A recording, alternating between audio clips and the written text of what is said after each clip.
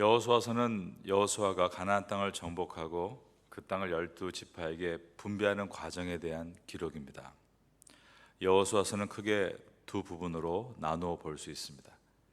먼저 1장부터 12장까지는 가나안 땅 정복에 대한 기록입니다. 그리고 13장부터 24장까지는 가나안 땅의 분배에 대한 기록입니다. 땅의 분배에 대한 말씀인 오늘 13장에는 땅 이름이 굉장히 많이 나오고 있습니다. 각 지파별로 땅을 나누는 이야기들이 펼쳐지게 되는 것입니다. 우리는 오늘 이 본문에서 어떤 지혜를 배울 수 있을까요? 13장 1절에 보면 여호수아가 나이 많아 늙었다라고 되어 있습니다. 오늘 본문의 첫 절인 여호수아 13장 1절을 보겠습니다. 여호수아가 나이가 많아 늙음에 여호와께서 그에게 이르시되 너는 나이가 많아 늙었고 얻을 땅이 매우 많이 남아있도다. 여호수아가 그토록 오랫동안 싸우고 또 목숨을 걸고 백성을 인도했는데 정작 그 싸움은 자기를 위한 싸움은 아니었다는 것입니다. 여호수아는 그 다음의 세대를 위해서, 자기 후손들을 위해서 평생 노력했다는 것입니다. 여호수아가 나이가 많아 늙었다라고 되어 있습니다. 그는 후대를 위해서, 후배를 위해서 평생 목숨을 걸고 싸웠다라는 뜻입니다. 6절 끝부분을 보면 하나님께서 여호수아에게 이렇게 말씀하셨습니다. 내가 그들을 이스라엘 자손 앞에서 쫓아내리니 너는 내가 명령한 대로 그 땅을 이스라엘에게 분배하여 기업이 되게 하되 너는 이 땅을 9지파와 므낫세 반지파에게 나누어 기업이 되게 하라. 이스라엘 자손들에게 그 땅을 다 나누어 주라라고 되어 있습니다. 오직 광야에서 불평하던 1세대들은 다 죽었고 여호수아와 갈렙만 남은 상태였습니다. 광야 생활을 할 때 20세 이상의 남자들은 여호수아와 갈렙을 제외하고 그 40년의 광야 기간 동안 다 죽었다는 것입니다. 그러므로 40년 후에 가나안 땅에 들어갔을 때 여호수아와 갈렙을 제외하고 가장 연장자는 60세 이하의 사람들입니다. 모세와 여호수아는 그들을 20대 때부터 차근차근 훈련시켜서 이 가나안 땅까지 들이게 한 것입니다. 여호수아는 모세가 본인은 들어가지도 못할 땅에 백성들을 들어가게 하기 위해서 헌신하는 모습을 보면서 그는 생활해 왔습니다. 그리고 여호수아가 이제 이 모세의 모습과 같이 또 그들을 위해서 헌신하고 있는 것입니다. 우리는 13장 1절에서 여호수아가 나이가 많이 들었다라는 이 내용을 보면서 우리는 내가 누리지는 못할지라도 후대를 위해서 우리가 무엇을 예비하고 있는가, 무엇을 위해 싸우고 있는가를 한번 깊이 돌아볼 수 있어야 합니다. 저는 여호수아가 나이가 많이 늙었다 이 대목을 보면서 태국에 살고 있는 우리 많은 기독교인들을 생각해 보게 되었습니다. 많이 수고하고 땀 흘리고 또 새로운 곳에 개척하기 위해서 어떤 분은 20년, 어떤 분은 30년 인생의 절반을 이곳에서 고생하며 살았지만 정작 그들은 누리지를 못하고 또 다음 세대를 위해 또 그 다음에 기독교인들을 위해 교회에서 헌신하고 태국의 부흥을 위해서 살아가는 그 모습들은 여호수아와 같은 삶이 아닌가라는 생각을 해보게 됐습니다. 저희 파타야 선교교회의 사명은 이 지역에 부흥이 올 때 선구자의 역할을 해내는 데 있습니다. 교회가 해야 할 일에 대해서 바른 예배는 무엇이고 교육은 어떻게 해야 되고 또 교학교 교육은 어떻게 준비해야 되며 선교에 대해서 좋은 교보자로 우리가 준비되는 것, 이것이 저희 파타야 선교회가 가지고 있는 사명입니다. 이것을 위해서 지금 우리 세대가 누리지 못한다 할지라도 우리가 정말 씨앗을 심는 마음으로 잘 준비해 나아간다면, 그리고 교회에서 일터에서 그 열매들을 맺기 위해 준비해 나아간다면, 모세와 여호수아를 통해 결국 열매가 미래에 나타났던 것처럼 우리에게도 우리의 미래에 열매가 나타날 것을 성경을 믿고 기대하는 것입니다.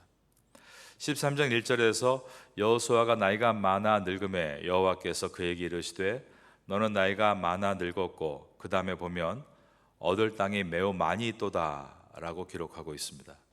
하나님께서는 모세와 여호수아와 이스라엘 백성들을 통해 꽤 많은 땅을 정복하게 하셨습니다. 요단 동평 땅을 정복하게 하셨고, 요단 서편에서도 광활한 땅을 점령하게 하셨습니다. 앞장인 12장에서 31명의 왕의 이름을 나열하면서 매우 광대한 땅이 정복되었다는 것을 보여주었습니다.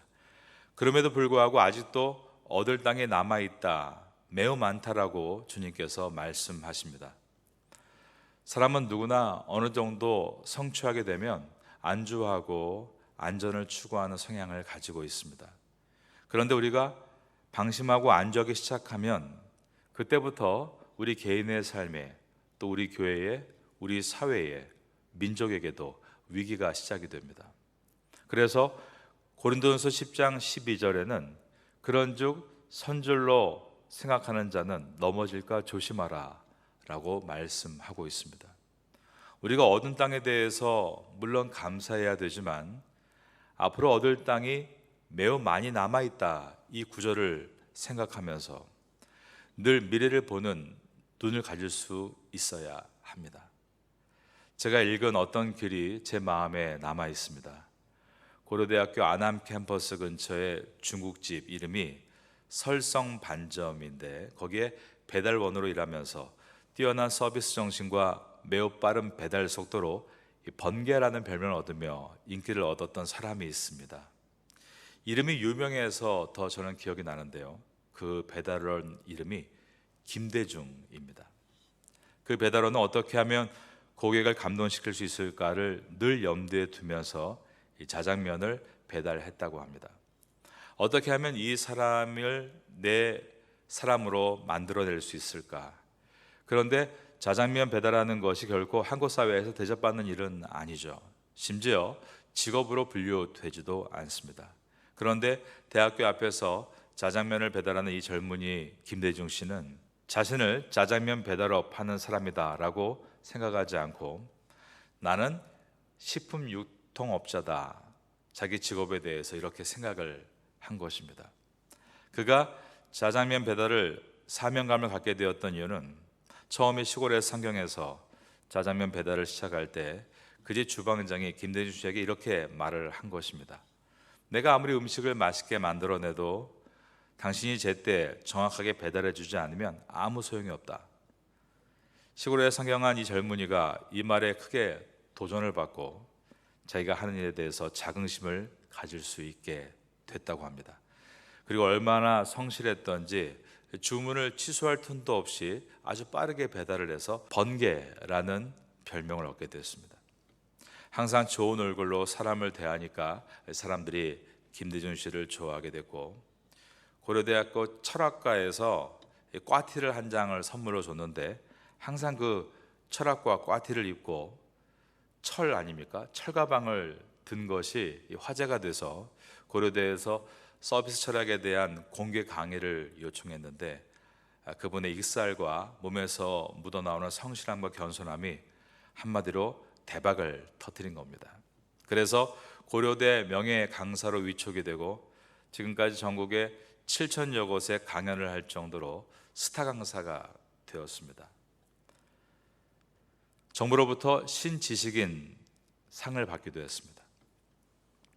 저는 우리가 얻은 땅에 만족하고 거기에서 안주하고 정착하는 것과 앞으로 우리가 얻을 땅이 있다는 것을 바라보고 사는 것은 한 끝인 것 같지만 그의 미래가 완전히 달라진다고 생각합니다. 저는 미래가 완전히 바뀌는 분들을 본 적이 있습니다. 제가 태국 생활한 지 29년째인데요.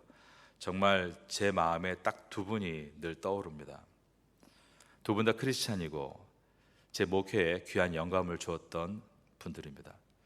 한 분은 쇼핑몰을 오픈하는데 태국에서 2,000개의 품목을 하나하나 직접 선택하는 것을 보면서 제가 그 성실함에 충격을 받았던 일이 있었고, 저렇게 사는 거구나.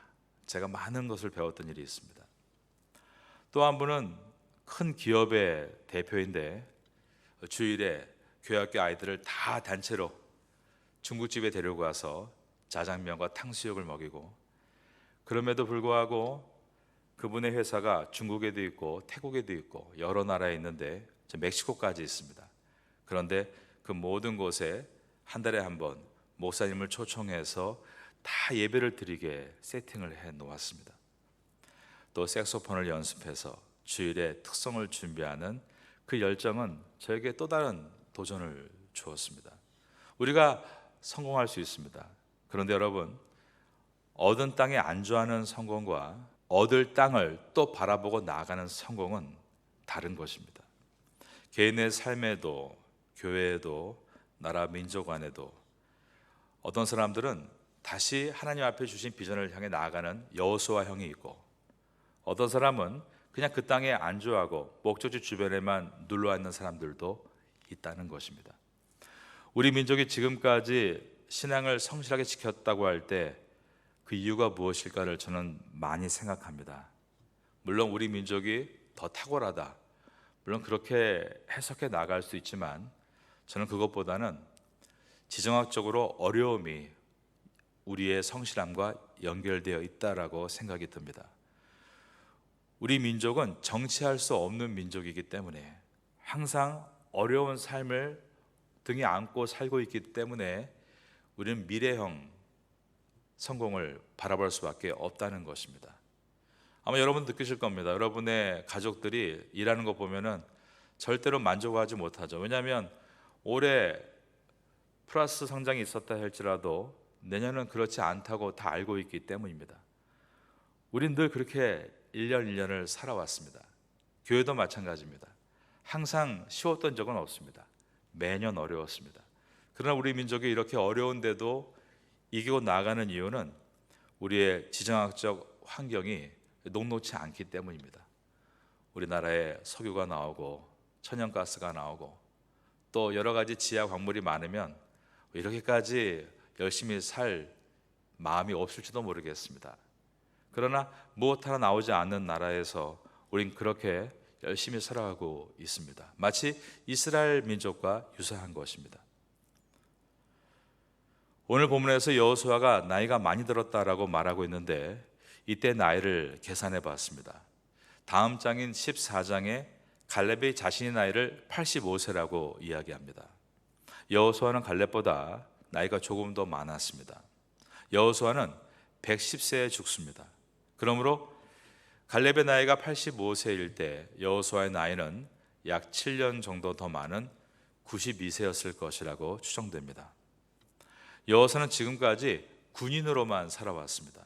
여러분이 기억하실 겁니다.